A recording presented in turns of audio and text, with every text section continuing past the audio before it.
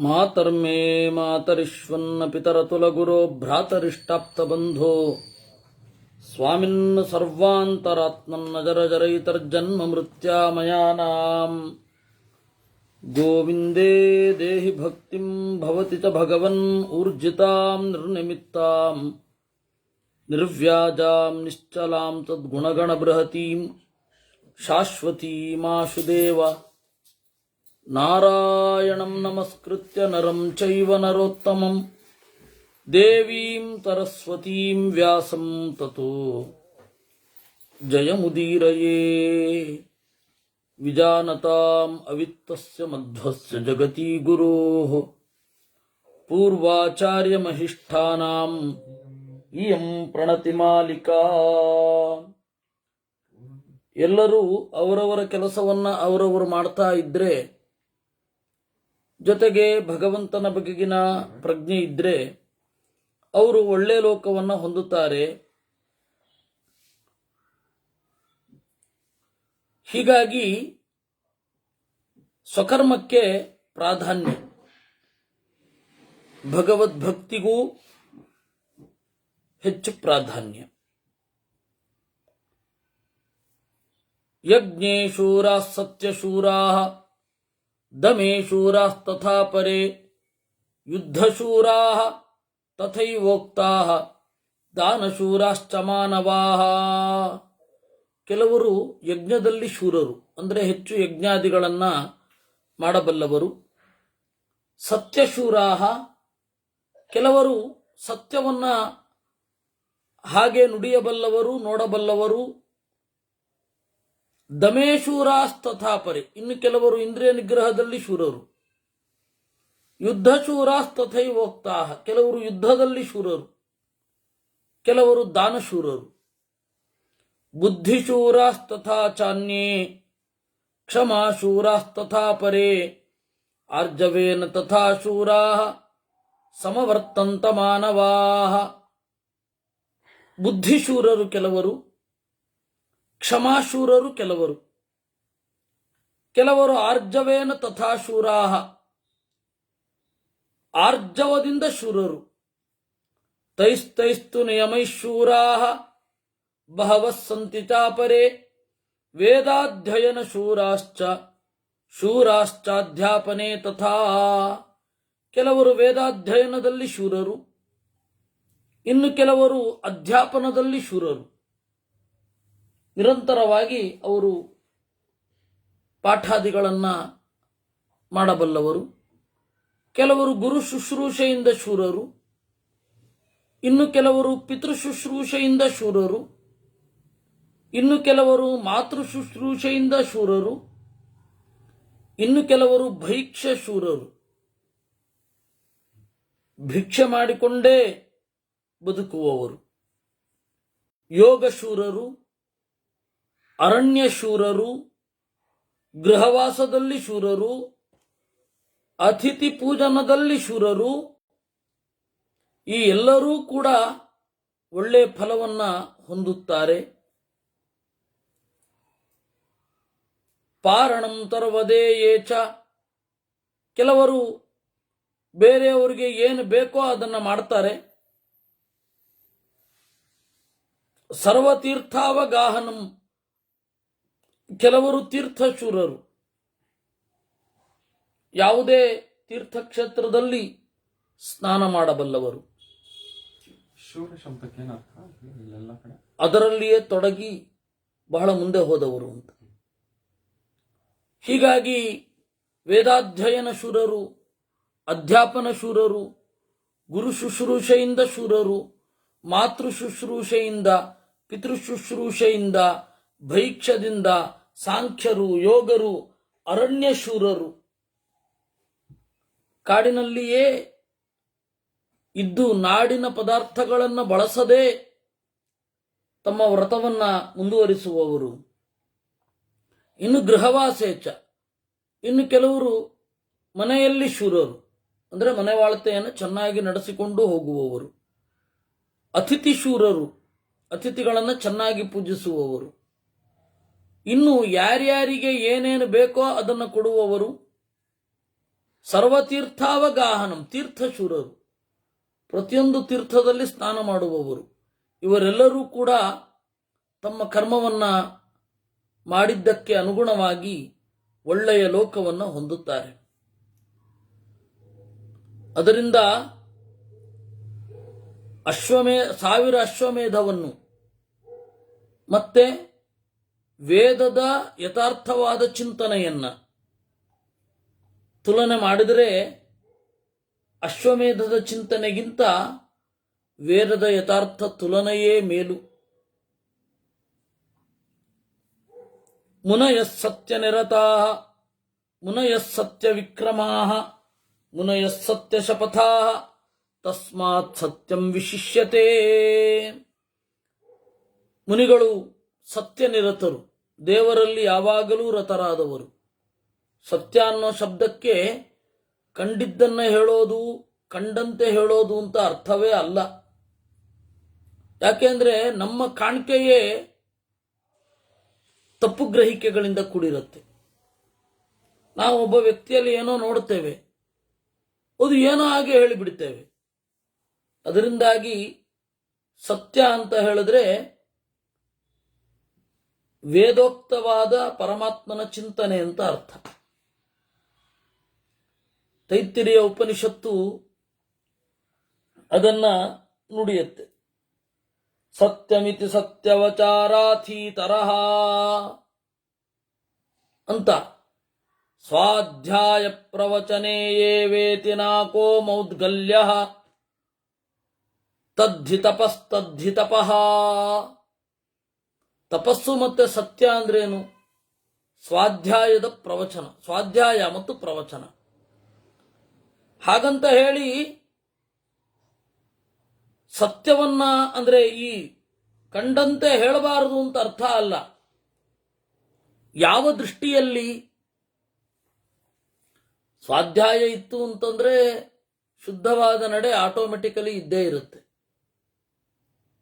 ಅದರಿಂದಾಗಿ ಅದೂ ಅರ್ಥ ಇದೆ, ಅದನ್ನ ಮೀರಿದ ಅರ್ಥವೂ ಇದೆ.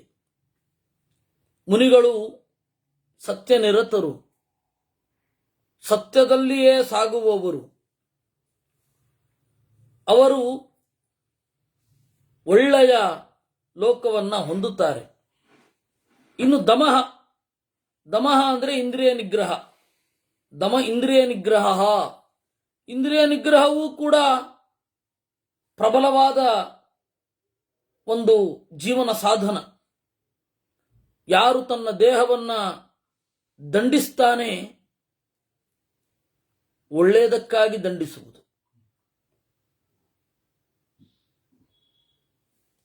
ಒಳ್ಳೆಯದಕ್ಕಾಗಿ ದಂಡಿಸುವುದು, ಜ್ಞಾನಕ್ಕಾಗಿ ದಂಡಿಸುವುದು,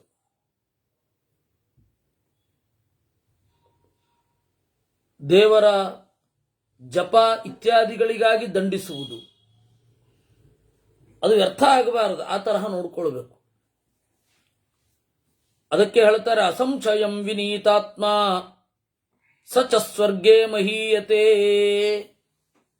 ಇನ್ನು ಹುಟ್ಟಿನಿಂದ ಹಿಡಿದು ಸಾವಿನ ತನಕ ಬ್ರಹ್ಮಚರ್ಯದಲ್ಲಿ ಒಬ್ಬ ಇರ್ತಾನೆ ಅಂತ ಅವನು ಸಂಕಲ್ಪ ಮಾಡಿರ್ತಾನೆ.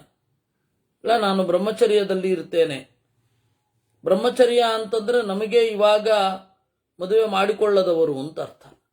ಮದುವೆ ಯಾಕೆ ಮಾಡ್ಕೊಂಡಿರಲ್ಲ? ಬ್ರಹ್ಮಣಿ ಚರಣಂ.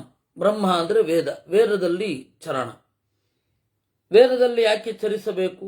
ಬ್ರಹ್ಮ ಅಂದ್ರೆ ದೇವರು, ದೇವರಲ್ಲಿ ತಿರುಗಾಟಕ್ಕಾಗಿ ವೇದವನ್ನು ಆಶ್ರಯಿಸಬೇಕು. ವೇದದಲ್ಲಿ ತಿರುಗಾಟಕ್ಕಾಗಿ ಇಲ್ಲಿ ನಾನು ಮದುವೆ ಆಗೋದಿಲ್ಲ ಅಂತ ಚಿಂತನೆ ಮಾಡೋದು, ಇದು ಬ್ರಹ್ಮಚರ್ಯ. ಈ ಬ್ರಹ್ಮಚರ್ಯದಲ್ಲಿ ತೊಡಗಿದವರು ಅವನು ಇನ್ನೇನನ್ನೂ ಹೊಂದಬೇಕಾಗಿಲ್ಲ. ಬಹಳ ಕೋಟಿ ಜನ ಋಷಿಗಳು ಬ್ರಹ್ಮಚರ್ಯದ ಪ್ರಭಾವದಿಂದ ಬ್ರಹ್ಮಲೋಕಕ್ಕೆ ಹೋಗಿದ್ದಾರೆ. ಬ್ರಹ್ಮಚರ್ಯಂ ದಹೇದ್ರಾಜನ್ ಸರ್ವ ಪಾಪಾನ್ಯುಪಾಸಿತಂ. ಬ್ರಹ್ಮಚರ್ಯವನ್ನ ಉಪಾಸನೆ ಮಾಡಿದರೆ ಒಳ್ಳೆ ಲೋಕವನ್ನ ಹೊಂದಿಯೇ ಹೊಂದುತ್ತಾರೆ. ಬ್ರಹ್ಮಚರ್ಯ ಯಾರಿಗಿರುತ್ತೆ ಅವರಿಂದ ಇಂದ್ರದೇವರು ಹೆದರುತ್ತಾರೆ. ಅಂದ್ರೆ ಅಭಿಪ್ರಾಯ ಏನು, ಬ್ರಹ್ಮಚರ್ಯಕ್ಕೆ ಅಷ್ಟು ಮಹತ್ವ ಇದೆ ಅಂತ. ಇಂದ್ರ ನಿಜವಾಗಿ ಯಾಕೆ ಹೆದರಬೇಕು? ಇನ್ನು ತಂದೆ ತಾಯಿಗಳ ಧರ್ಮ, ತಂದೆ ತಾಯಿಗಳ ಸೇವೆ, ಅದನ್ನ ಮಾಡಿದವರಿಗೂ ಕೂಡ ಸ್ವರ್ಗಲೋಕದಲ್ಲಿ ಸ್ಥಾನ ಇದೆ ಅಂತ ಹೇಳಿ 62ನೆಯ ಅಧ್ಯಾಯ ಆಗತ್ತೆ. ವಿಧಿಂ ಗವಾಂ ಪರಮಹಂ ಶ್ರೋತುಮಿಚ್ಛಾಮಿ ತತ್ವತಃ ಏನೇಹ ಶಾಶ್ವತಾನ್ ಲೋಕಾನ್ ಅಖಿಲಾನ್ ಅಶ್ನುವೀಮಹಿ. ಮತ್ತೆ ಗೋಲೋಕದ ಒಂದು ಪ್ರಶ್ನೆ, ಗೋವಿನ ಬಗೆಗಿನ ಪ್ರಶ್ನೆ, ಗೋದಾನ ಹೇಗೆ ಮಾಡಬೇಕು ಅಂತ. ಆಗ ಯುಧಿಷ್ಠಿರ ಕೇಳಿದಾಗ ಭೀಷ್ಮಾಚಾರ್ಯರು ಹೇಳ್ತಾರೆ, ಒಂದು ಬಾರಿ ಮಾಂಧಾತೃ ಏನು ಮಾಡಿದ, ನುಗ್ಗಿ ಬಂದ ಹಟ್ಟಿಗೆ, ಗೋವುಗಳೆಲ್ಲ ಅಡಗಿಕೊಂಡವು. ಅವಾಗ ಬೃಹಸ್ಪತ್ಯಾಚಾರ್ಯರಿಗೆ ಪ್ರಶ್ನೆ ಮಾಡಿದ, ಯಾಕೆ ಹೀಗಾಯಿತು? ಇಲ್ಲ, ಗೋದಾನ ಮಾಡ್ತೇನೆ ಅಂತ ಸಂಕಲ್ಪ ಮಾಡು, ಅವಾಗ ಗೋವುಗಳೆಲ್ಲ ನಿನ್ನನ್ನು ಕುರಿತು ಬರ್ತವೆ. ತನ್ನನ್ನ ಬೇರೆಯವರಿಗೆ ಕೊಡ್ತಾನೆ ಅಂತ ಹೇಳಿ ಗೋವುಗಳಿಗೆ ಖುಷಿ ಆಗತ್ತೆ ಅಂತ. ಆಗತ್ತೆ, ಪರೋಪಕಾರವನ್ನೇ ಪ್ರಧಾನವಾಗಿಸಿಕೊಂಡ ಪ್ರಾಣಿಗಳು ಅವು.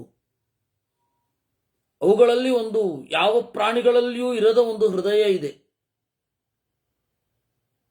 ಯಾವ ಪ್ರಾಣಿಗಳಲ್ಲಿಯೂ ಮಾತೃ ಹೃದಯ ನೀವೆಲ್ಲಾದ್ರೂ ನೋಡಬೇಕು ಅಂತಂದ್ರೆ ಹಸುವಿನಲ್ಲಿ ನೋಡಬೇಕು. ಹೀಗಾಗಿ ಗೋದಾನ ಅನ್ನೋದು ಪ್ರಧಾನ. ಗೌರ್ಮೇ ಮಾತಾ ಗೋ ವೃಷಭ ಪಿತಾಮೇ ದಿವಂ ಗಚ್ಚನ್ ಜಗತಿ ಮೇ ಪ್ರತಿಷ್ಠಾ ಪ್ರಪದ್ಯೈವಂ ಶರ್ವರೀಂ ಉಷ್ಯಗೋಷು ಮುನಿರ್ವಾಣೀಂ ಉತ್ಸೃಜೇದ್ ಗೋಪ್ರದಾನೇ. ಗೋವು ನನ್ನ ತಾಯಿ, ಎತ್ತು ನನ್ನ ತಂದೆ.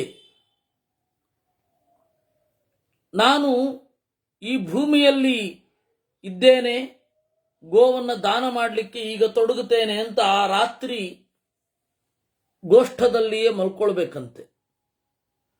ಬೆಳಗ್ಗೆ ಎದ್ದು ಗೋವನ್ನು ದಾನ ಮಾಡಬೇಕು. ಹೀಗೆ ಇದ್ದ ಪದ್ಧತಿ ಅದು. ಸತಾಮೇಕಾಂ ನಿಶಾಂ ಗೋಭಿ ಸಮಸಂಖ್ಯ ಸಮಾವೃತಃ ಏಕಾಜ್ಜಗಮನಾತ್ ಸದ್ಯ ಕಲುಷಾದ್ವಿಪ್ರಮುಚ್ಯತೆ. ಯಾರು ಪಾಪ ಮಾಡಿರ್ತೇನೆ ಅಂತ ಅನ್ಸತ್ತೆ, ಆ ಪಾಪದ ಪರಿಹಾರಕ್ಕಾಗಿ ಗೋವಿನ ಹಟ್ಟಿಯಲ್ಲಿಯೇ ವಾಸ ಮಾಡಬೇಕು. ಮಾರನೇ ದಿವಸ ಅಂದ್ರೆ ಒಂದು ರಾತ್ರಿ ಮಲಗಿಕೊಂಡು ಮಾರನೇ ದಿವಸ ಎದ್ದು ಗೋವುಗಳಿಗೆ ನಮಸ್ಕಾರ ಮಾಡಿ ಹೊರಟರು ಸಾಕು. ಇಷ್ಟು ಮಾಡಿ ಸಾಕು ಅಂತಾರೆ. ಉತ್ಕೃಷ್ಟ ಮೃಷವತ್ಸಾಹಿ ಪ್ರದೇಯ ಸೂರ್ಯ ದರ್ಶನೇ ತ್ರಿವಿಧ ಪ್ರತಿಪತ್ತವ್ಯ ಅರ್ಥವಾದಾಶಿಷಸ್ತವಾಹ. ಆಮೇಲೆ ಹೆಣ್ಣು ಕರುವನ್ನು ಹೆತ್ತ ಮಗುವನ್ನ, ಹೆಣ್ಣು ಕರುವನ್ನು ಹೆತ್ತ ಹಸುವನ್ನ ಜೊತೆಗೆ ಕೊಡಬೇಕು. ಅದೊಂದು ವಿಶೇಷ ಪುಣ್ಯ. ಗಂಡು ಕರು ಹೆತ್ತ ಮಗುವನ್ನ, ಹಸುವನ್ನ ಬ್ರಾಹ್ಮಣನೊಬ್ಬನಿಗೆ ಕೊಟ್ಟು ಯಾಗ ಮಾಡಲಿಕ್ಕಾಗಿ, ಕರುವನ್ನ ಯಾರು ಹೊಲ ಉಳುತ್ತಾರೆ ಅವರಿಗೆ ಕೊಡುವಂಥದ್ದು. ದುಡ್ಡಿಸ್ಕೊಳ್ಳಿಕ್ಕಿಲ್ಲ. ಮತ್ತೆ ಗೋವನ್ನ ಮಾರಬಾರದು, ದುಡ್ಡಿಸ್ಕೊಳ್ಳಿಕ್ಕಿಲ್ಲ. ಯಾರು ಹೀಗೆ ಮಾಡ್ತಾನೆ ಅವನು ಎಲ್ಲ ಪಾಪಗಳಿಂದ ಬಿಡುಗಡೆ ಆಗ್ತಾನೆ. ಎಷ್ಟು ರೋಮಗಳಿವೆ ಅಷ್ಟು ಪುಣ್ಯವನ್ನ ಪಡಿತಾನೆ. ಆಮೇಲೆ ಗೋವನ್ನು ನೋಡಿದಾಗ ಒಂದು ಶ್ಲೋಕ ಹೇಳಿಕೊಳ್ಳಬಹುದು. ಶ್ಲೋಕ ಹೇಳಿಕೊಳ್ಳಿಕ್ಕಾಗದೆ ಹೋದರೆ ಅದನ್ನು ಅನುಸಂಧಾನ ಮಾಡಬಹುದು. ಗಾವೋ ಮಮೈನ ಪ್ರಣುದಂತು ಸೌರ್ಯಾಹ ತಥಾ ಸೌಮ್ಯಾ ಸ್ವರ್ಗಯಾನಾಯ ಸಂತು ಆತ್ಮಾನಂ ಮೇ ಮಾತೃವಚ್ಚಾಶ್ರಯಂತು ತಥಾನುಕ್ತಾಃ ಸಂತು ಸರ್ವಾಶಿಶೋ ಮೇ. ಗೋವು ಇದೆಯಲ್ಲ, ಸೂರ್ಯನ ನೇರವಾದ ಕಿರಣಗಳಿಗೆ ಮೈಯನ್ನು ಒಡ್ಡಿ ತನ್ನ ಹಾಲನ್ನ ಸೂರ್ಯ ಕಿರಣದಿಂದ ಪ್ರಭಾವಗೊಳಿಸಿಕೊಂಡಿರುವಂಥದ್ದು. ಅಂತಹ ಗೋವುಗಳು ಸೌರ್ಯಾಹ, ಸೂರ್ಯನಿಂದ ಪ್ರಭಾವಿತವಾದವುಗಳು. ಅಂತಹ ಗೋವು ನನಗೆ ಸ್ವರ್ಗವನ್ನು ಕೊಡಲಿ, ನನ್ನನ್ನ ತಾಯಿಯಂತೆ ಗೌರವಿಸಲಿ. ನಾನು ಹೇಳದ ಸರ್ವಾಶಿಶೋಮೇ ಸಂತು, ಎಲ್ಲ ಆಶೀರ್ವಾದವೂ ನನ್ನ ಬಯಕೆಗಳು ಈಡೇರಲಿ. ಶೇಷೋತ್ಸರ್ಗೆ ಕರ್ಮಭಿರ್ದೇಹ ಮೋಕ್ಷೇ ಸರಸ್ವತ್ಯಾಂ ತ್ರೇಯತಿತಂ ಪ್ರವೃತ್ತಾ ಯೂಯಂ ನಿತ್ಯಂ ಪುಣ್ಯಕರ್ಮೋಪವಾಹ ಶಂಸಧ್ವಂ ಮೇಘತಿಮಿಷ್ಟಾಂ ಪ್ರಪನ್ನಾ. ದೇಹಮೋಕ್ಷೇ, ಶೇಷ ಉತ್ಸರ್ಗೆ, ದೇಹಮೋಕ್ಷೆ. ಗೋವುಗಳನ್ನ ಬಿಡುವಾಗ ಸರಸ್ವತಿ ನದಿಯಲ್ಲಿ ಸ್ನಾನ ಮಾಡುವಾಗ, ಓ ದೇವತೆಗಳೇ, ಗೋವುಗಳನ್ನು ಕೊಡುವಾಗ, ನದಿಯಲ್ಲಿ ಸ್ನಾನ ಮಾಡಿದಾಗ ನೀವು ನಮ್ಮನ್ನ ಆಶೀರ್ವಾದ ಮಾಡಲೇಬೇಕು. ಇದನ್ನ ಚಿಂತನೆ ಮಾಡೋದು. ಗೋವನ್ನು ಕೊಡೋದು ಅತ್ಯಂತ ಪುಣ್ಯವಾದ ಕೆಲಸ ಅಂತ. ಅವತ್ತು ಗೋವುಗಳಿಗೆ ಆ ತರಹದ ಮರ್ಯಾದೆ, ಯಾಕಂದ್ರೆ ಅವ್ರು ನಮ್ಮ ತರವೇ. ಗೋವುಗಳು ಕೂಡ ಮಾತಾಡ್ಲಿಕ್ಕೆ ಬರಲ್ಲ ಅಷ್ಟೇ, ಉಳಿದಂತೆ ಎಲ್ಲ ನಮ್ಮದೇ, ನಮ್ಮ ಭಾವನೆಯನ್ನು ಬೇಗ ಅರ್ಥ ಮಾಡಿಕೊಳ್ತವೆ ಅಂತ. ಯಾವಯ್ಯೂಯಂ ಸೋಹ ಮಧ್ಯೈಕ ಭಾವೋ ಯುಷ್ಮಾನ್ ದತ್ವಾ ದೇಹಮಾತ್ಮ ಪ್ರದಾತ ಮನಶ್ಚ್ಯುತಾ ಮನ ಏವೋಪಪನ್ನಾಃ ಸಂದುಕ್ಷಧ್ವಂ ಸೌಮ್ಯ ರೂಪಾಗ್ರ್ಯ ದೇಹಾಃ.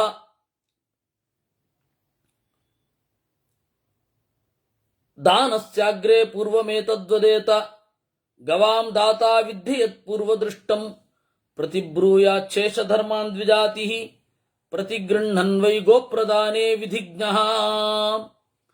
ಗೋವನ್ನು ಕೊಡುವಾಗ ಒಂದು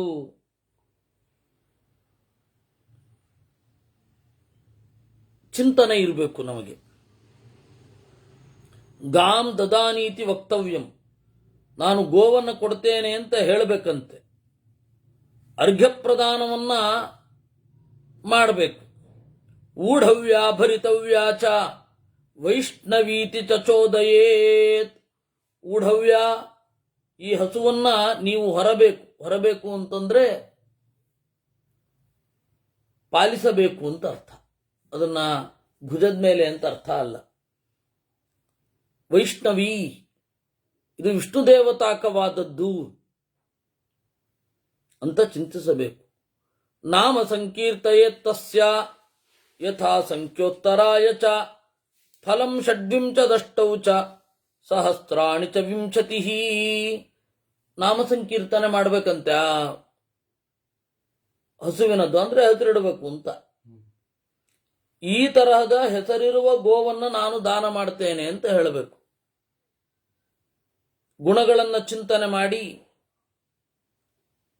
ಸುಮಾರು ಹೆಜ್ಜೆಯನ್ನ ಅದ್ರ ಜೊತೆಗಿಟ್ಟು, ಇಂತಹ ಗೋವನ್ನು ನಿನಗೆ ಕೊಡ್ತಾ ಇದ್ದೇನೆ, ನೀನು ಇದರ ಜೊತೆ ಹೆಜ್ಜೆ ಇಡು ಅಂತ ಹೇಳಬೇಕಂತೆ. 26, 8, 20.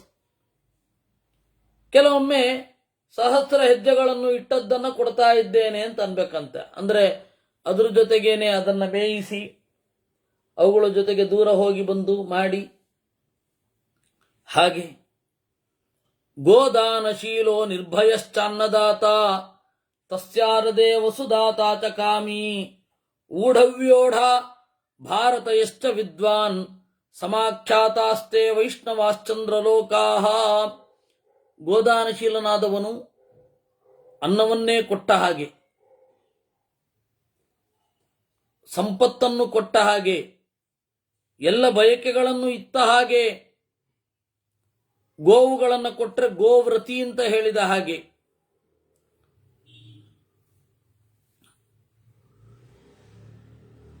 ಇಲ್ಲವೇ ಗೋವನ್ನು ಕೊಡ್ಲಿಕ್ಕಾಗದೆ ಹೋದರೂ ಕೂಡ 3 ದಿವಸ ಕೇವಲ ಗೋರಸದಿಂದ ಸ್ವೀಕರಿಸಿ ಆಹಾರವನ್ನ ಗೋವನ್ನು ಮೇಯಿಸಿಕೊಂಡು ಬಂದು, ಅದೊಂದು ವ್ರತ ಉಂಟು, ಗೋವ್ರತ ಅಂತ, ಹಾಗೆ ಕೊಡಬೇಕು. ಈ ರೀತಿ ಗೋವುಗಳನ್ನ ಜೊತೆಗೆ ನೋಡಿಕೊಳ್ಳುವವನು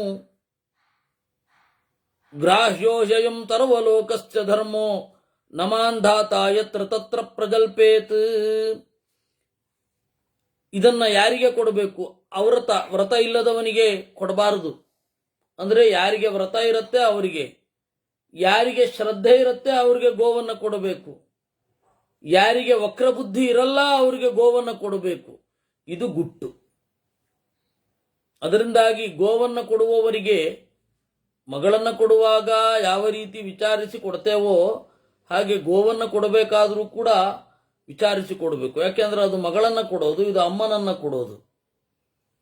ಮಾಂಧಾತ ಇದರ ಬಗ್ಗೆ ಎಚ್ಚರದಲ್ಲಿರಬೇಕು.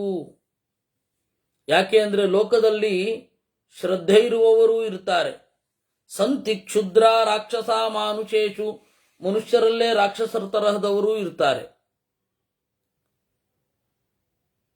ಯಾರಿಗೆ ದಾನ ಮಾಡಿದರೆ ನಾಸ್ತಿಕ್ಯ ಮನೆ ಮಾಡತ್ತೋ ಅವ್ರು ಕೊಡಬೇಡ. ಒಬ್ಬರಿಗೆ ದಾನ ಮಾಡ್ತೀವಿ, ಅವ್ರೇನ್ ಮಾಡ್ತಾರೆ, ಆ ದಾನ ಕೊಟ್ಟಿದ್ರಿಂದ ಸೆಕ್ಯೂರಿಟಿ ಫೀಲ್ ಆಗಿ ನಾಸ್ತಿಕ್ಯದತ್ತ ತೆರಳಿ ಬಿಡ್ತಾರೆ. ಯಾಕೆಂದ್ರೆ ಜೀವನಕ್ಕೆ ಒಂದು ಸೆಕ್ಯೂರಿಟಿ ಬಂತು ಅಂತ ಹೇಳಿದ್ರೆ ಬಹಳ ಜನ ನಾಸ್ತಿಕ್ಯ ಅಂತ ಹೇಳಿ ಶುರು ಮಾಡ್ತಾರೆ. ಆದರೆ ಒಂದು ಹಂತ ಆದಮೇಲೆ ಜೀವನ ಒಂದು ರೀತಿ ನಡ್ಕೊಂಡು ಹೋಗುತ್ತೆ.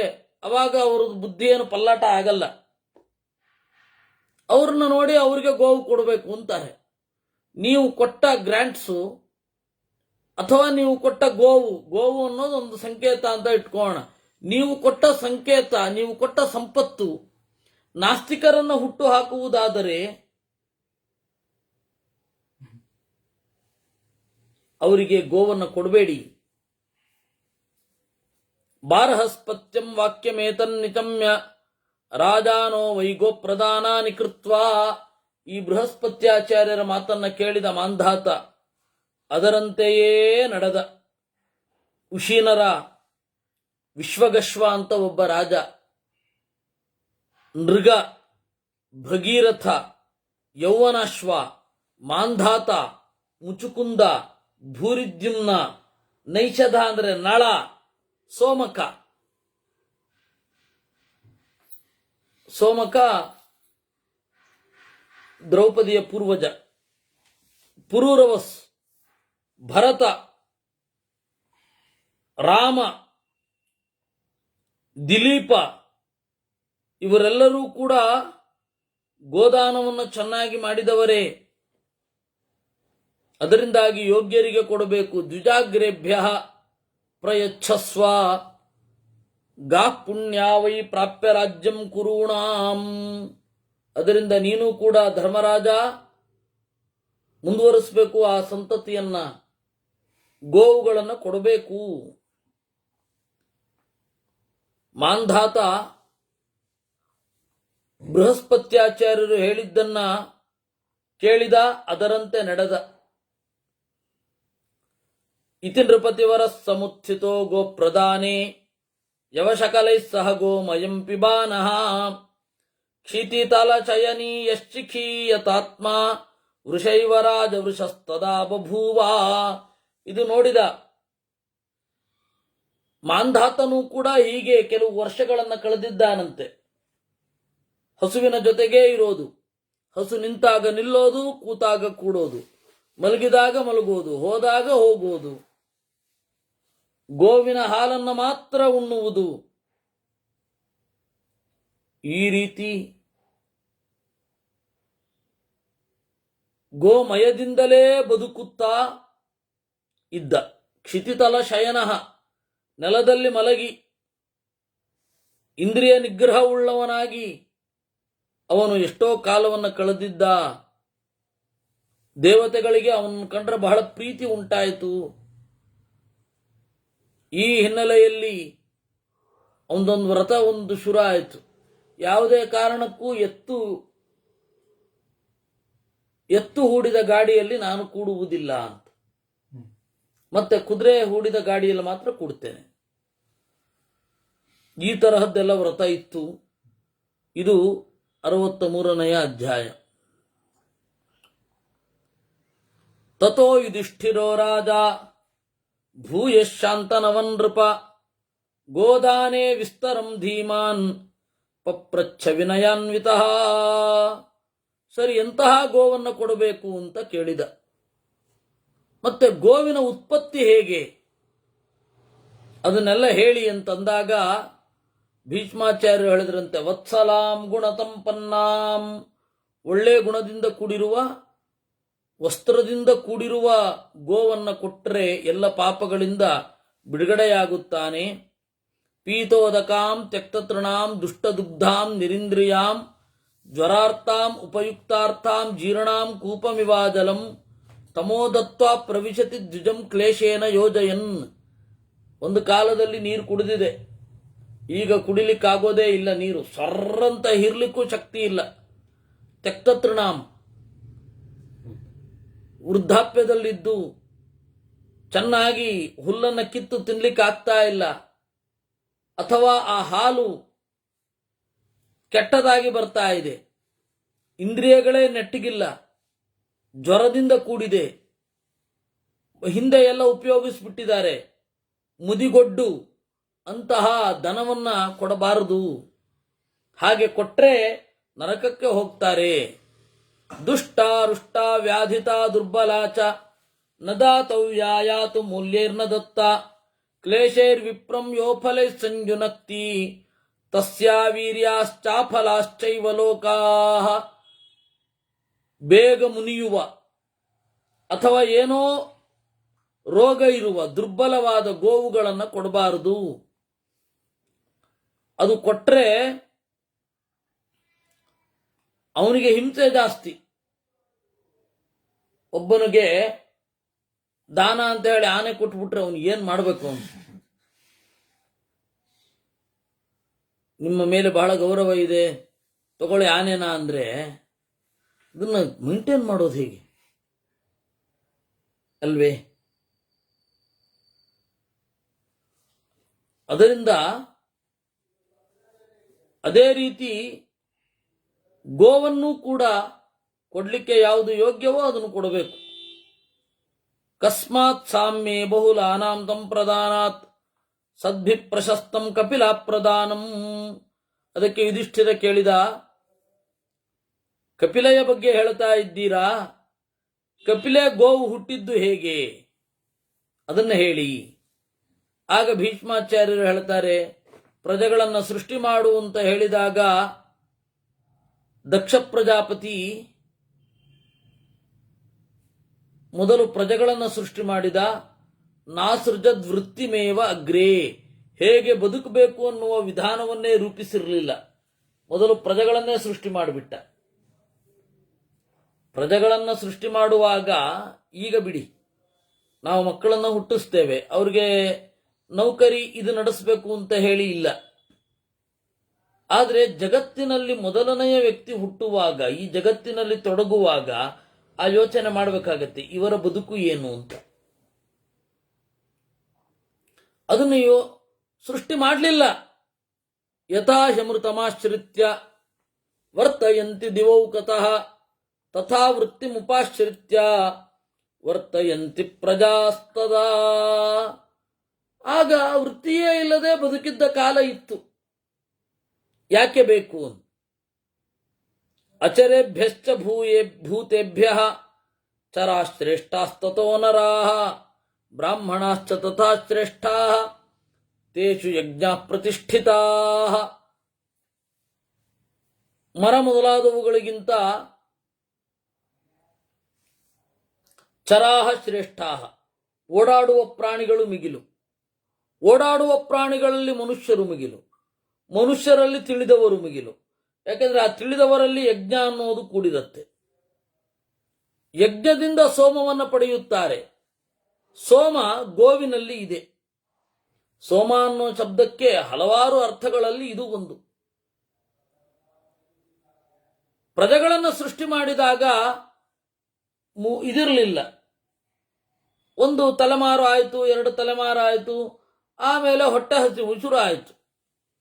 ಸೀದಾ ಓಡಿದರಂತೆ ಏನ್ ಮಾಡಬೇಕು ಅಂತ ಚತುರ್ಮುಖನನ್ನ. ವೃತ್ತಿದಮ್ಮನ್ವ ಪದ್ಯಂತ ತ್ರಿಷಿತಾ ಪಿತೃಮಾತೃವತ್. ಅವಾಗ ಏನ್ ಮಾಡೋದು ಯೋಚನೆ ಮಾಡಿದ್ರು. ಹಾಗೆ ಯೋಚನೆ ಮಾಡಿದಾಗ ಅಮೃತವನ್ನ ಚೆಲ್ಲಿದರು.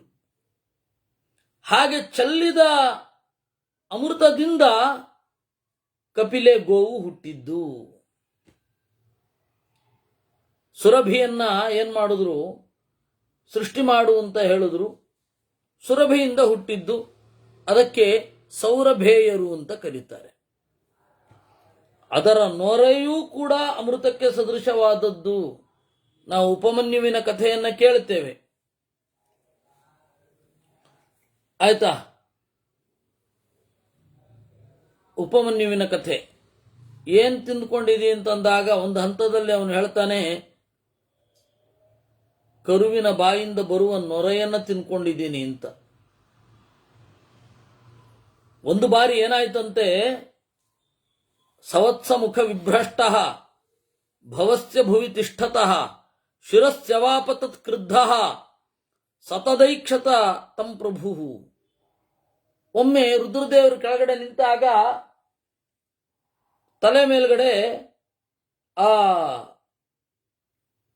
ಹಸುವಿನ ಬಾಯಿಂದ ನೊರೆ ಬಿತ್ತಂತೆ ತಲೆ ಮೇಲೆ. ಅವ್ರು ಕೆಳಗಡೆ ಇದ್ದಾರೆ ರುದ್ರದೇವರು.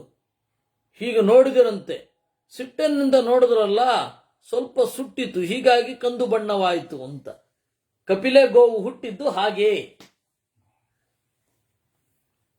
ಲಲಾಟ ಪ್ರಭವೇನಾಕ್ಷ್ಣ ರೋಹಿಣೀಂ ಪ್ರದಹನ್ನಿವ ತತ್ತೇಜಸ್ತು ತಥೋ ರೌದ್ರಂ ಕಪಿಲಾಂ ಗಾಂ ವಿಶಾಂಪತೆ ನಾನಾವರ್ಣತ್ವಮಯ ಅನಯನ್ ಮೇಧಾನಿವ ದಿವಾಕರ. ಈ ರೀತಿ ಕಪಿಲೆ ಗೋವು ಹುಟ್ಟಿದ್ದು ಹಾಗೆ. ಆಗ ಬ್ರಹ್ಮದೇವರು ಬುದ್ಧಿವಾದ ಹೇಳಿದ್ರಂತೆ ರುದ್ರದೇವರಿಗೆ, ಅದು ಎಂಜಲಲ್ಲ ಮಾರಾಯ, ಅಮೃತ. ಗೋವಿನ ಬಾಯಿಂದ ಬಂದದ್ದು ಏನಿದೆ ಅದು ಅಮೃತ, ಎಂಜಲಲ್ಲ. ಯಥಾ ಹ್ಯಮೃತಮಾದಾಯ ಸೋಮೋ ವಿಶ್ಯಂದತೆ ಪುನಃ ತಥಾ ಕ್ಷೀರಂ ಕ್ಷರಂತೇತ ರೋಹಿಣ್ಯೋಮೃತ ಸಂಭವಾ. ಈ ಸುರಭಿ ಅದು ಯಾವತ್ತೂ ಕೂಡ ಅದು ಓಡಾಡಿದಾಗ, ಈ ಗೋವುಗಳು ಓಡಾಡಿದಾಗ ಅದರ ಪರಿಮಳ ಎಲ್ಲೆಲ್ಲಿಗೆ ಬರುತ್ತೆ ಅದು ಪವಿತ್ರವೇ ಆಗಿರುತ್ತೆ. ಆದ್ದರಿಂದಾಗಿ ಯಜ್ಞಕ್ಕೆ ಸಾಧನವಾಗಿದೆ ಬೇರೆ. ನೋಡು, ನಿನಗೆ ಒಂದು ಒಳ್ಳೆ ವಾಹನ ಕೊಡ್ತೇನೆ ಅಂತ ಆಗ ರುದ್ರದೇವರಿಗೆ ಋಷಭನನ್ನ ಕೊಟ್ಟಿದ್ದು. ಆ ಋಷಭನ ಹೆಸರು ನಂದಿ ಅಂತ. ಯಾಕೆಂದ್ರೆ ಅವನನ್ನು ನೋಡಿದಾಗ ಇವ್ರಿಗೆ ಸಂತೋಷ ಆಯಿತು. ರುದ್ರದೇವರ ಸೇವೆಯಲ್ಲಿ ಅವನು ಆನಂದ ಪಟ್ಟುಕೊಂಡಿದ್ದಾನೆ. ಧ್ವಜಂಚ ವಾಹನಂ ಚೈವ ತಸ್ಮಾತ್ ಸ ಋಷಭಧ್ವಜ. ಈ ತರಹದ ಗೋವನ್ನು ನೋಡಿ ರುದ್ರದೇವರು ತಮ್ಮ ಒಂದು ವಾಹನವನ್ನ, ಧ್ವಜವನ್ನ ವೃಷಭವನ್ನಾಗಿ ಮಾಡಿಕೊಂಡ್ರು. ಇಂತಹ ಗೋವುಗಳ ಮೊದಲಿಗ ಎತ್ತನ್ನ ತನ್ನ ವಾಹನವಾಗಿಸಿಕೊಂಡದ್ರಿಂದ ಅವರನ್ನ ಪಶುಪತಿ ಅಂತ ಕರೀತಾರೆ. ಅದೇ ನನ್ನ ಗುರುತು ಅಂತ ಹೇಳಿಕೊಂಡದ್ರಿಂದಾಗಿ ವೃಷ ಅಂಕ. ಅಂಕ ಅಂದ್ರೆ ಗುರುತು. ಎತ್ತೇ ನನ್ನ ಗುರುತು. ಏವಮವ್ಯಗ್ರವರ್ಣಾನಾಂ ಕಪಿಲಾನಾಂ ವಿಚಾಂಪತೆ ಪ್ರಧಾನೇ ಪ್ರಥಮ ಕಲ್ಪಃ ಸರ್ವಾಸಾಮೇವ ಕೀರ್ತಿತಃ. ಅದರಿಂದಾಗಿ ಪಶುಪತಿ ಅವನು. ಪಶು ಅಂತಂದ್ರೆ ಆ ಪಶುವಿನ ತದ್ಭವವೇ ಹಸು. ಆ ತರಹದ ಪಶು ಅಂತಂದ್ರೆ ಅದೇ ಶ್ರೇಷ್ಠ. ಇದಂ ಗವಾಂ ಪ್ರಭವ ನಿಧಾನಮುತ್ತಮಂ ಪಠೇತ್ ಸದಾ ಶುಚಿರತಿಮಂಗಲ ಪ್ರಿಯಂ ವಿಮುಚ್ಯತೆ ಕಲಿಕಲುಷೇಣ ಮಾನವಃ ಪ್ರಿಯಾನ್ ಸುತಾನ್ ಪಶುಧನಮಾಪ್ನುಯಾನ್ ನರಃ. ಈ ರೀತಿ ಗೋವು ಹುಟ್ಟಿದ್ದನ್ನ ಕೇಳಿ ಪಠನೆ ಮಾಡ್ತಾ ಇದ್ರೆ, ಅದನ್ನ ಹೇಳ್ತಾ ಇದ್ರೆ, ಕಲಿಕಲುಷೇಣ ಮಾನವಃ ವಿಮುಚ್ಯತೆ, ಕಲ್ಮಶ ಅನ್ನೋದು ನಾಶ ಆಗತ್ತೆ, ಎಲ್ಲವನ್ನ ಪಡೆಯುತ್ತಾನೆ. ಈ ಗೋವು ಯಜ್ಞಕ್ಕೆ ಅತ್ಯಂತ ಪವಿತ್ರ, ಯಜ್ಞಕ್ಕೆ ಯೋಗ್ಯವಾದ ದ್ರವ್ಯವನ್ನ ಇನ್ಯಾವುದೂ ಕೂಡ ಕೊಡಲ್ಲ ಅನ್ನುವಲ್ಲಿಗೆ ಚತುಷ್ಷಷ್ಟಿತಮೋಧ್ಯಾಯ. ಇದೇ ಕಾಲದಲ್ಲಿ ಸೌದಾಸ ಅಂತ ಒಬ್ಬನ್ ಕೇಳಿದಿರಾ? ವೀರಸಹ, ಕಲ್ಮಾಶಪಾದ ಅಂತ ಕರೀತಾರೆ.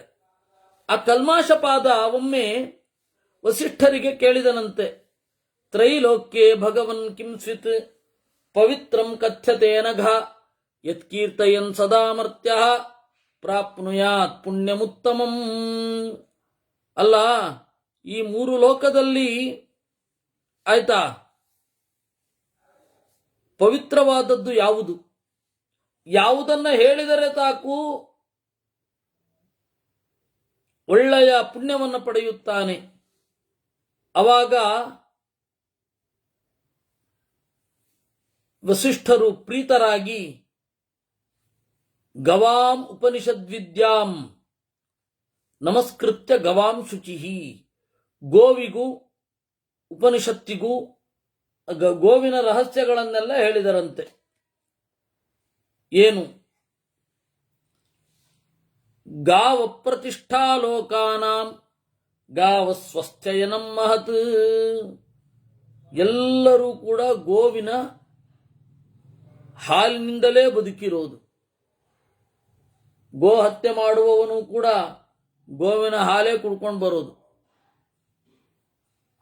ನಾನು ಜೀವನದಲ್ಲಿ ಇದರ ಸಂಪರ್ಕಕ್ಕೆ ಬಂದೇ ಇಲ್ಲ ಅಂತ ಹೇಳುವ ಒಂದು ಪ್ರಾಣಿಯನ್ನೇ ನೋಡ್ಲಿಕ್ಕೆ ಸಾಧ್ಯ ಇಲ್ಲ. ಅಂದ್ರೆ ಮನುಷ್ಯ ಪ್ರಾಣಿ ಒಂದಲ್ಲ ಒಂದು ರೀತಿಯಿಂದ ಗೋವನ್ನ ಅವರು ಆಶ್ರಯಿಸಿರ್ತಾರೆ. ನಾನು ಹಾಲು ಕುಡಿಯಲ್ಲ, ಲ್ಯಾಕ್ಟೋಸ್ ಇಂಟಾಲರೆನ್ಸ್ ಅಂತ ಅನ್ಬಹುದು. ಆದರೆ ಅದು ಬೇರೆ ಯಾವುದೋ ರೀತಿಯಿಂದ ಹಸು ಅಥವಾ ಹಸುವಿಗೆ ಸಮಾನವಾದ ಜಾತಿಯಾದರೂ ಇರುತ್ತೆ. ಈಗ ಇರಬಹುದು, ಆದರೆ ಬೇರೆ ಬೇರೆ ರೀತಿಯಿಂದ ಅವನು ಅದನ್ನ ಮನುಷ್ಯನಾದವನು ಅದರ ಜೊತೆಗೆ ಸಂಬಂಧ ಇಟ್ಕೊಂಡೇ ಇರ್ತಾನೆ. ಅನ್ನಂ ಹಿ ಸತತಂ ಗಾವಃ ದೇವಾನಾಂ ಪರಮಂ ಹವಿಹಿ. ಇನ್ನು ದೇವತೆಗಳಿಗೆ ಗೋವು ಅಂದರೆ ವಿಶೇಷ ಪ್ರೀತಿ. ನೀವು ಯಜ್ಞ ಮಾಡುವಾಗ ಸ್ವಾಹಾಕಾರ, ವಷಟ್ಕಾರ, ಯಜ್ಞ ಅನ್ನೋದು ಸ್ವಾಹ ಮತ್ತೆ ವಷಟ್ ಅನ್ನುವ ಎರಡು ಶಬ್ದಗಳಿಂದ ನಡೆಯುವಂಥದ್ದು. ಇದೇ ಪ್ರಧಾನ. ಅದನ್ನ ಮಾಡುವಾಗ ಹಸು ಬೇಕು. ಹಸು ಇದ್ರೆ ಯಜ್ಞ ಫಲ ಕೊಡುತ್ತೆ. ಹಸುಗಳಲ್ಲಿ ಯಜ್ಞ ಪ್ರತಿಷ್ಠಿತ. ಗಾವೋ ದದತಿ ವೈ ಹೋಮಂ ಋಷಿಭ್ಯ ಪುರುಚರಜಭಾಂ ಕಾನಿಚಿದ್ಯಾನಿ ದುರ್ಗಾಣಿ ದುಷ್ಕೃತಾನಿ ಕೃತಾನಿ ಚ. ನಮ್ಮ ಏನಾದರೂ ಪಾಪ ಇದ್ರೆ ಅದು ಗೋದಾನದ ಮೂಲಕವೇ ಪರಿಹಾರ ಆಗುತ್ತೆ. ಅದರಿಂದಾಗಿ ಗೋವಿಗೆ ತಿನ್ನಿಸಿ, ಗೋವಿಗೆ ಹೋಗಿ ತಿನ್ನಿಸಿ.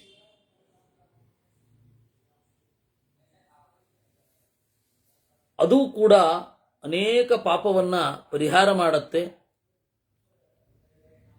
ಅನಾಹಿತಾಗ್ನಿ ಶತಗುಹು ಅಯಜ್ವಾಚ ಸಹಸ್ರಗುಹು ಸಮೃದ್ಧೋ ಯಶ್ಚ ಕೀನಾಚೋ ನಾರ್ಘಮರ್ಹಂತಿ ತೇ ತ್ರಯಃ.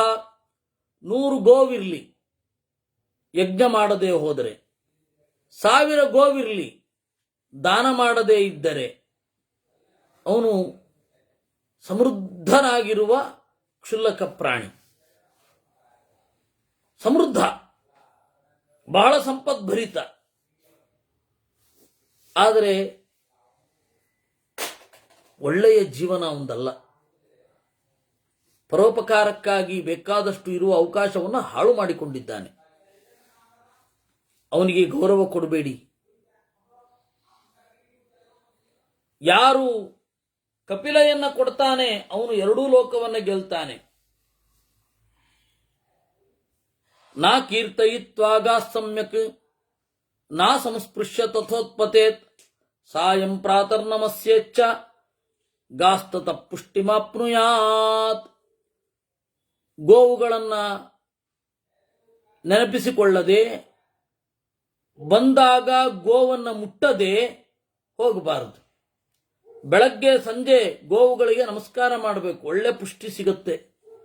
ಗವಾಂ ಮೂತ್ರ ಪುರೀಶಸ್ಯ ನೋದ್ವಿಜೇತ ಕದಾಚನ ನಚಾಸಾಂ ಮಾಂಸಮಶ್ನೀಯಾತ್ ಗವಾಂ ಪುಷ್ಟಿಂ ತಥಾಶ್ನುತೆ.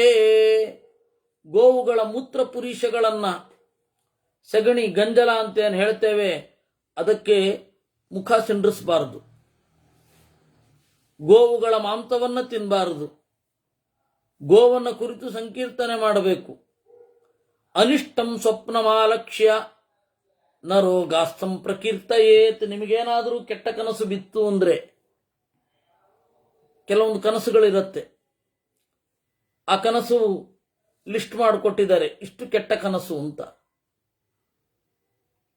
ಕೆಲವೊಬ್ಬರಿಗೆ ಒಳ್ಳೆಯ ಸುಗ್ರಾಸವಾದ ಭೋಜನವನ್ನು ಉಂಡರೆ ಓಹೋ ಆರೋಗ್ಯ ಕೆಡತ್ತೆ ಅಂತ. ಅವಾಗ ಸುರಭಯೇ ನಮಃ ಗವೇ ನಮಃ ಅಂತ ಹೇಳಿಕೊಳ್ಳಿ. ಎಣ್ಣೆಯನ್ನು ಕುಡಿತಾ ಇದ್ದ ಹಾಗೆ ಕನಸು ಬಿತ್ತು ಅಂದ್ರೆ, ಈ ತರಹದ ಏನು ರಾಮಾಯಣಾದಿಗಳೆಲ್ಲ ನೀವು ಕೇಳಿಯೇ ಇದ್ದೀರ. ಸುಂದರಕಾಂಡದಲ್ಲಿ ತ್ರಿಜಟೆಯ ಬಾಯಿಂದ,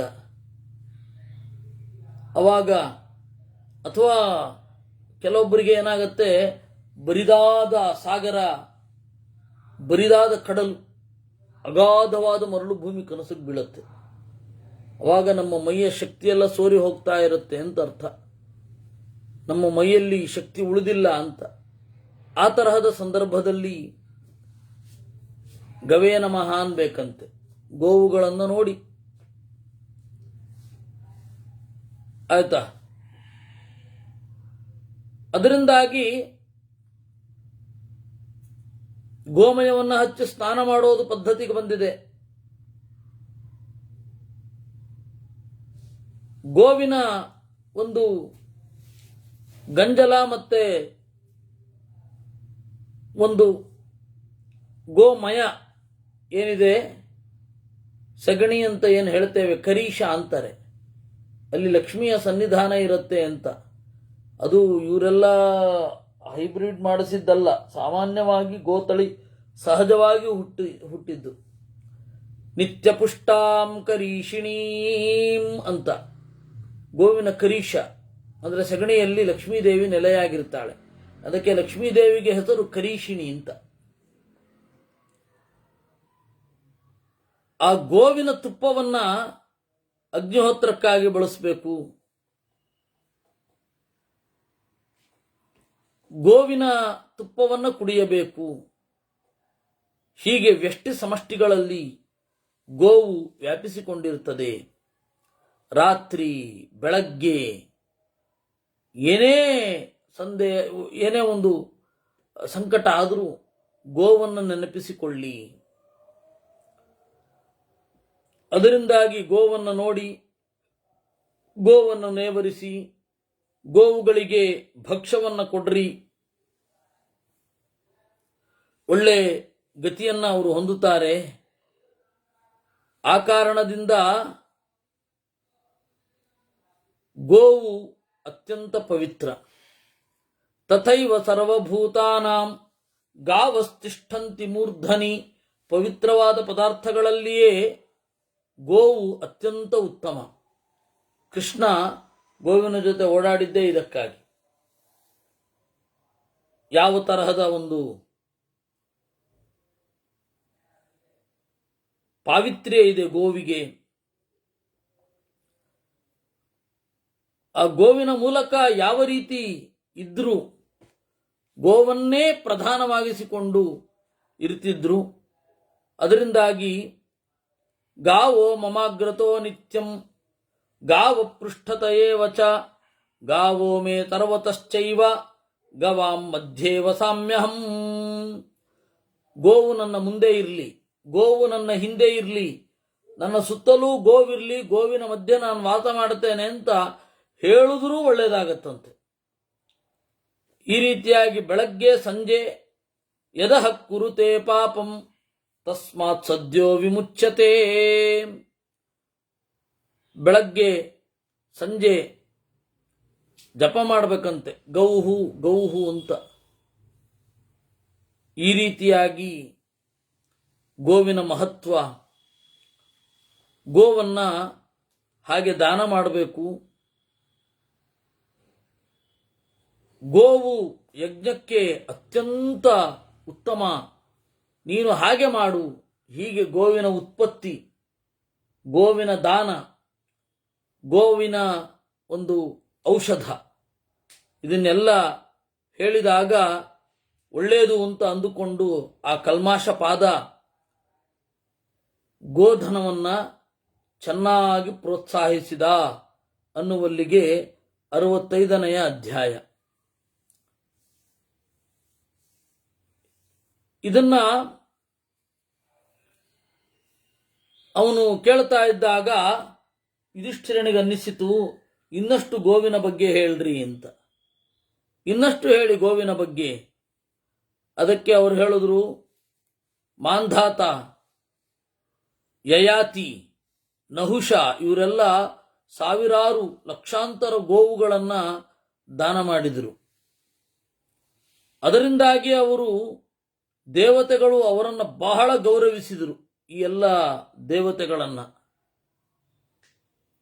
ಒಮ್ಮೆ ಶುಕಾಚಾರ್ಯರು ಕೇಳಿದ್ರು ಅವರ ತಂದೆಯನ್ನ, ಆಹ್ನಿಕವನ್ನ ಮಾಡಿ ಅಭಿವಾದನೆ ಮಾಡಿ ವೇದವ್ಯಾಸರನ್ನ ಶುಕಾಚಾರ್ಯರು ಕೇಳಿದ್ರು, ಕೋ ಯಜ್ಞಸ್ತರ್ವಯಜ್ಞಾನಾಂ ವರಿಷ್ಠ ಉಪಲಕ್ಷ್ಯತೆ. ಯಜ್ಞಗಳಲ್ಲಿ ಮಿಗಿಲಾದದ್ದು ಯಾವುದು? ಯಜ್ಞ ಆಗಬೇಕಾದ್ರೆ ಏನ್ ಮಾಡಬೇಕು ಅಂತ. ಅಂದ್ರೆ ಯಜ್ಞವನ್ನ ಚೆನ್ನಾಗಿ ಮಾಡಬೇಕಾದ್ರೆ ಏನಿರಬೇಕು? ದಾನಗಳಲ್ಲಿ ಮಿಗಿಲಾದದ್ದು ಯಾವುದು? ಪವಿತ್ರಗಳಲ್ಲಿ ಪವಿತ್ರವಾದದ್ದು ಯಾವುದು ಅಂತಂದಾಗ ವೇದವ್ಯಾಸರು ಹೇಳಿದರಂತೆ, ಗಾವ ಪ್ರತಿಷ್ಠಾಭೂತಾನಾಂ. ಗೋವು ಎಲ್ಲ ಜೀವರಿಗೆ ಆಸರೆ. ತಥಾ ಗಾವಪರಾಯಣಂ. ಗೋವುಗಳೇ ಗತಿ. ಯಾಕೆಂದ್ರೆ ವೇದ ಹೇಗೋ ಹಾಗೆ ಏನು ವೇದ ಇರೋದು. ವೇದ ಹೇಗಿದೆಯೋ ಹಾಗೆ ಗೋವಿದೆ, ಗೋವು ಹೇಗಿದೆಯೋ ವೇದ ಹಾಗಿದೆ.